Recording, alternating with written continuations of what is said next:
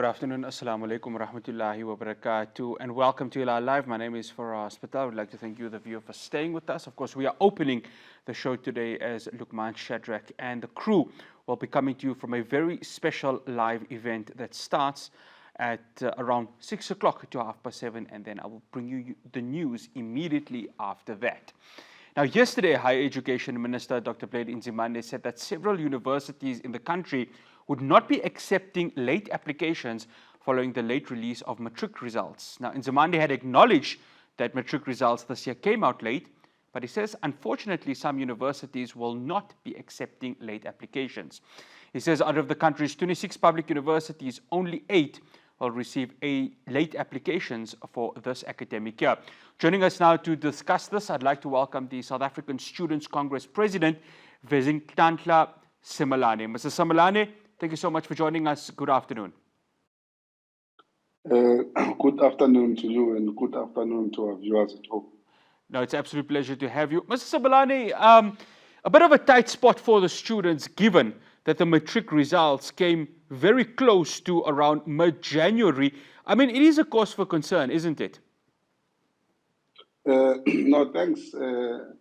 Once again, I think what we should indicate from this ourselves as an organization is that during our NEC meeting, and of course, we issued a statement where we communicated to the public that we are urging government to ensure that they try and bring back the earliest the date to be in ensuring that they release the result, because we remember the reason why they had to move the issue of date to this time was because of COVID-19. Many students, many learners at that time, they completed late to write their examinations. So you had to give time to Malus to conclude their processes under COVID-19. Now we have long passed COVID-19. We have said to government that they need to take this process to be back where it was, because now we see the impact that it has in terms of applications and so on. For instance, it is a concern because I can tell you right now that the majority of TVET colleges, some of them, as from next week, they are beginning to start with their classes. So in terms of applications and so on, even registration, they are done.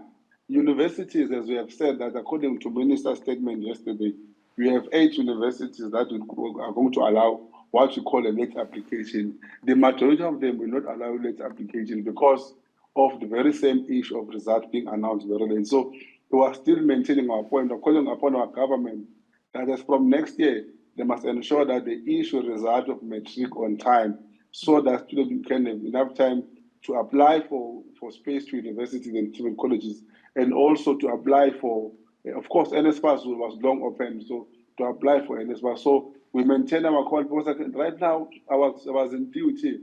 There's a long queue outside in DUT. At least they are able to take late applications, because I witnessed in a case where in that queue, when we checked who are those people, no, these are matriculants who are from matric, who are qualifying. DUT is able to take walk-ins now. At MUT now, we want to observe the situation as what is happening, because MUT is one of the universities that late applications are allowed, but indeed it has a wrong impact. That is why we have said at least they must issue results on time. Mr. Simelane, I mean, I'm giving away my age, but when matric results came out towards the end of December, that actually helped the process, didn't it? In terms of applications for university, because, you know, those wanting to go to university would know, okay, we have a university exemption. So, for example, we're going to be going there, so we know what to do come the start of the year. Is that something that SASCO would be suggesting to government to make sure, let's get those results before the close of the year so that it gives clarity for the students in terms of their application for whichever university they would like to attend? No, thanks. Without giving you your age now in terms of what you have presented, but I can say that that was a progressive move, because, you know, one of the challenges we have is that you will find that a student will apply for university level. And then, of course, when results come, only to find out that student did not apply for a TVET college. And he or she qualifies for TVET, no longer qualifies for MUT or for any university. So that is why we have said the result must be declared very early, even in December. December it can be progressive because you know that at least based on how you have performed, let me do an application to a TVET college. Let me do an application to a university because everyone who goes write an examination in matric, everyone is confident. You can't say, I'll know what will be my result, so therefore I'm not going to apply at the university, I'm going to apply at the TVET college. So that is why we are calling for an early release of results so that we can have enough time, students can have enough time to identify where can they go in terms of how they've performed. So that is why we're even saying that indeed government must be able to look into this matter. Because currently, I can tell you, my brother, the stampede that is there outside the schools and universities will tell you that we can only take those that we have done the application. If you have not applied, you must stay outside the gate, you know. So I think it's a matter that we need to fix so that you can address the stampede. It's hot in January, so we don't really need that kind of stampede. If you were closer, I would have said, come and check what we're dealing with outside, you know. Some of the students, they are hungry, they don't have anything to eat. So that is the frustration that you also get as student leaders to say some of these things were unable to address them because some of them, when it's question of hunger and all of those things, we need to ensure that at least there's something we do. But we can't say, of course, because of these issues, we're going to fold our arms and do nothing. That is why we're on the ground today, and we'll continue to be on the ground up until the last day of registration to all institutes of higher learning. Has there been conversations between SESCO and the Department of Higher Education? Because one would like to think that they are the two stakeholders that can really try and make some sort of inroads in allowing the students. Because let's look at the year now. There's so many students that through their late applications will be missing first year of university. So what is the short-term solution as of now? Has SESCO spoken with higher education to try and at least make some sort of leeway for some of these students? I think one of the things that the Department of Higher Education is lacking is to have a thorough engagement with stakeholders. We have been waiting for a meeting with the minister and the department since last week. They have never said anything to us. We only saw the media briefing yesterday. Some of the things that they spoke about are progressive, but it's important also to get the feeling from us because it is us that who are found on the ground. We know what is happening on the ground. So this year, 2024 academic year, we have never received any audience from the department. They are hoping that we need to have an urgent meeting with them so that you can be able to air our views where challenges are. For instance, our comrades, we have made a deployment across the country. We have structures in all provinces. We have branches in all institutes of higher learning, both recruiting and universities. So it is us who know exactly what is the frustration on the ground. So if they are unable to meet us and have a conversation with us, even for themselves, it will be difficult to find solutions because none of them is an activist. None of them is a student activist. All of them are working in government. So these things, they only get these things from report, from management and so on. Sometimes university management will misrepresent our interests. That is why we are calling upon even the Department of Education to have an urgent meeting with us so that we can be able to say, this is what we think must happen in the particular university. Can we do 1, 2, 3, and 4 so that we have become practical to these challenges? One final question, Mrs. Simelane. Of course, NSFAS, a lot of challenges within that organization right now. Of course, it currently has an acting CEO, with the current CEO, of course, suspended pending investigations into what happens to him. That's Mr. Ernst Koza. They've got Professor van Stander coming in. Are